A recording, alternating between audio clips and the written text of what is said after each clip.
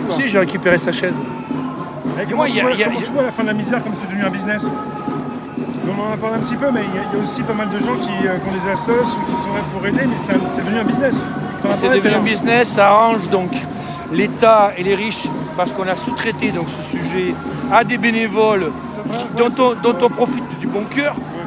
C'est-à-dire maintenant je comprends bien ce que je rencontre qui nous donnent à manger, ben, quand je gratte un peu, c'est forcément des gens généreux, des gens voilà, qui ne font pas des paris en bourse, qui ont même des fois des très bons boulots, très bonnes formations d'ailleurs. Hein. Ouais. Parce que des pauvres ne veulent pas servir d'autres pauvres quelque part, tu vois. C'est vrai. Ben oui, parce que enfin, moi je suis un peu exception parce que moi j'ai quand même des bons diplômes, etc. Donc ça ne me. J'ai pas l'impression que ça me rabaisse de servir des pauvres, mais il y a certains pauvres, je sais parce qu'ils se diraient pourquoi moi je me bougerais pour lui, tu comprends? Par contre, des gens qui ont des bons diplômes et des bons salaires, eux quelque part ils se disent mais ma vie elle n'a pas de sens, il faut rendre à la société, voilà. Il faut rendre aussi, pas que bonne conscience. Donc du coup chez les bénévoles, ouais. Je savais qu'il allait pas refuser devant la caméra. Patrice, il a récupéré le haut-parleur. En fait, vous avez fait l'action à deux, toi tu m'occupes et puis lui récupère le deux. Du coup, oui, l'État profite du bon cœur d'une portion de la population qui devrait être aux commandes du pays et qui, elle, résoudrait les problèmes que tu viens de dire, parce qu'eux, ils auraient du cœur, ils se diraient, tiens, maintenant qu'on est aux commandes, maintenant qu'on a le ministère des Solidarités, de la ville, on va faire des choses pour tout le monde. Ben non, c'est des charognes qui arrivent dans ces postes-là, des égoïstes et tout, qui pensent qu'à eux, quoi. C'est d'ailleurs comme ça qu'ils y sont là. Ceux qui ont du cœur étant trop préoccupés à gérer tous ces pauvres de partout dans les villes et les banlieues, etc. Comme c'est un business de la misère, il n'y a pas lieu que ça s'arrête parce que c'est un business, quoi. Alors c'est comme la guerre en Ukraine, elle arrange tellement les États-Unis et la Russie qu'ils ne vont pas l'arrêter. Ça fait monter le prix des armes, du pétrole et du gaz dont ils sont tous les deux producteurs. Ça éloigne les investissements de l'environnement. Tout le monde, tous les pays doivent être en train d'investir dans l'environnement, d'accord? Créer des centrales solaires, créer des centrales éoliennes, créer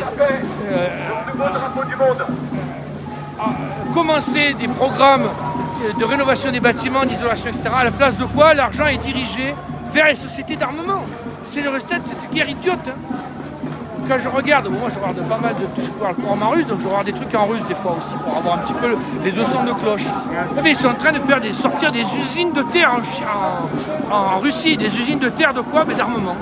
Voilà, tu as des usines qui sortent des canons et des tanks, d'autres qui font les drones machins reprogrammés, les bombes trucs, les bombes machins. Je dis putain, mais toutes ces usines en Russie qui pourraient faire des panneaux solaires, des centrales solaires, des éoliennes, ah ben non. Et pareil aux États-Unis, hein.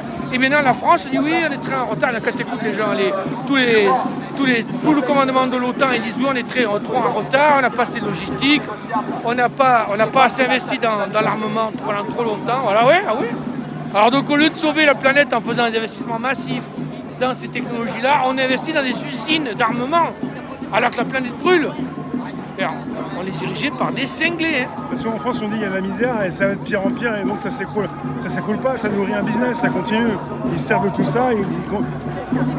Voilà, l'état des choses arrange les gens qui sont au pouvoir et qui sont en collusion avec les milliardaires, qui sont ceux qui dirigent la Terre. C'est normal qu'un mec à 140 milliards d'euros dirige la Terre plus que toi et moi. Enfin, c'est pas normal, mais c'est évident que ça se passe comme ça. Du coup, pour changer ça, c'est très difficile. Parce que tous ces gens-là n'ont aucune propension, aucun intérêt à vouloir changer les choses, qui les ont rendus riches et qui continuent de les rendre riches. Ouais. Donc il faut changer l'ordre. Et le problème, c'est que c'est devenu un ordre mondial, hein, avec des ramifications. On va pas citer de nouveau les clubs belbigés, là, où tu as Davos chaque année, l'infâme Schwab, là.